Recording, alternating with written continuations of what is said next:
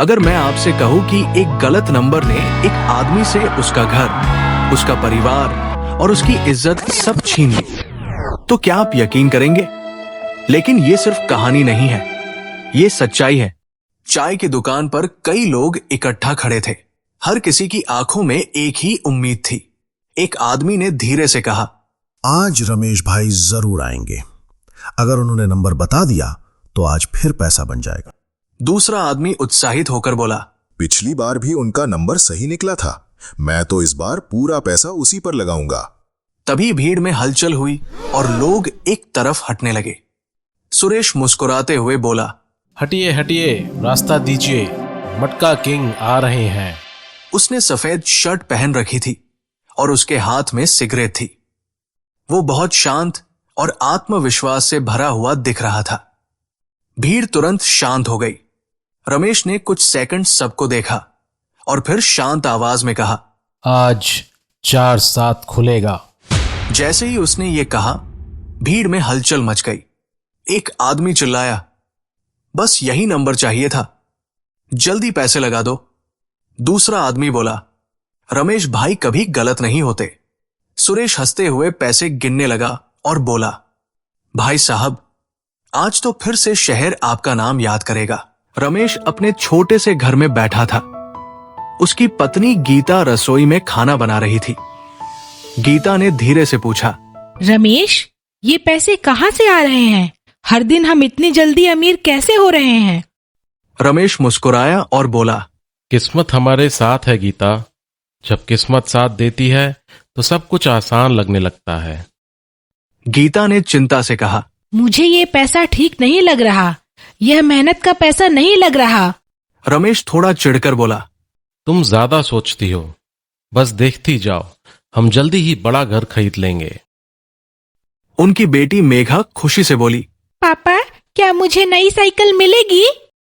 रमेश ने हंसकर कहा, तुझे 2 साइकिल दूंगा। गीता चुप हो गई, लेकिन उसकी आंखों में चिंता साफ दिखाई दे रही थी। रात के समय रमेश अकेला बैठा हुआ नंबर लिख रहा था। वो खुद से बड़बड़ाया, बस एक बार बड़ा दांव लग गया तो सारी जिंदगी बदल जाएगी। तभी उसका फोन बजा। सुरेश ने फोन पर कहा, भाई साहब, अंदर से पक्का नंबर आया है। इस बार बड़ा खेल खेलना होगा। रमेश ने उत्साह से पूछा, कितना लगाऊं?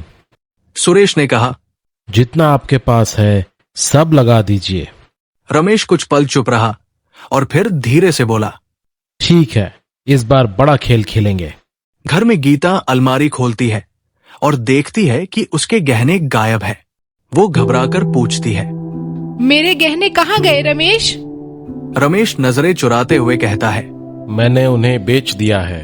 गीता चौंक कर पूछती है, तुमने मेरे गहने क्यों बेचे? रमेश जल्दी से बोलता है, बस एक बड़ा दांव लगाया है, अगर जीत गए तो सब वापस ले लेंगे। गीता गुस्से में कहती है, और अगर हार गए तो? रमेश चिल्ला देता है। हारने का सवाल ही नहीं है। गीता की आंखों में आंसू आ जाते हैं, लेकिन वो कुछ नहीं कहती।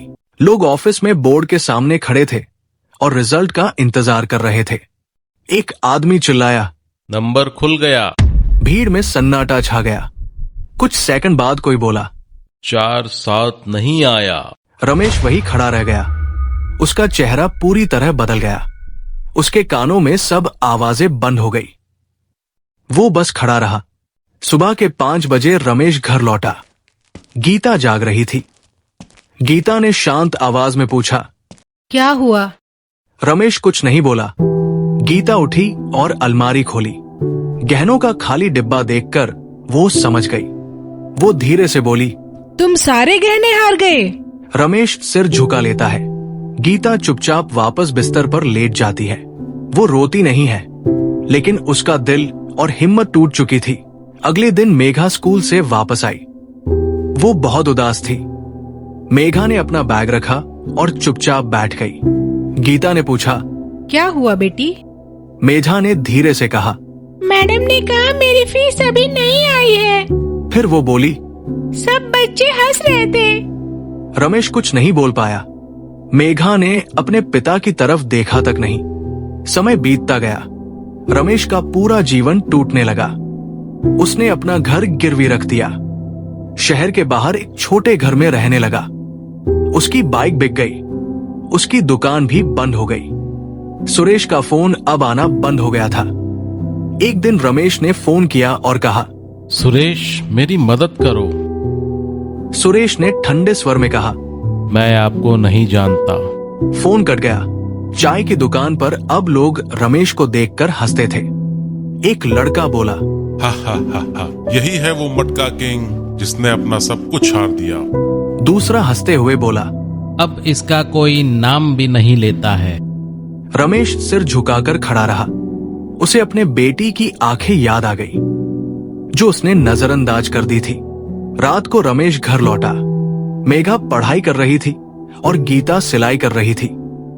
रमेश ने धीरे से कहा, मैं फिर से काम शुरू करना चाहता हूँ।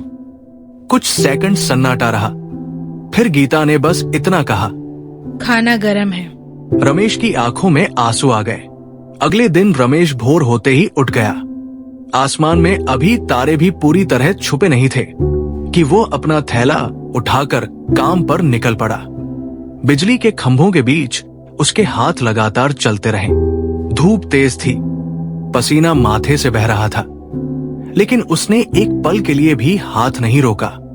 देह थकी थी, दर्द था, पर मन में एक अजीब सुकून था। वो सुकून जो किसी बेईमानी से नहीं आता। शाम को जब वो घर लौटा तो अपनी मेहनत की मजदूरी को हथेली पर रखकर देखता रहा। रकम ज्यादा नहीं थी, लेकिन उन चंद नोटों में उसे एक गर्व महसूस हुआ। मन ही मन उसने कहा, थोड़ा है पर अपना है, किसी का एहसान नहीं, किसी का डर नहीं।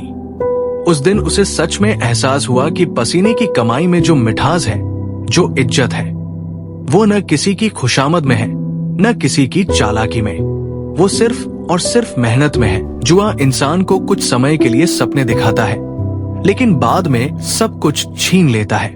जब जीतने का लालच बढ़ता है तो इंसान हमेशा सोचता है, बस एक बार और वही एक बार उसकी जिंदगी बदल देता है।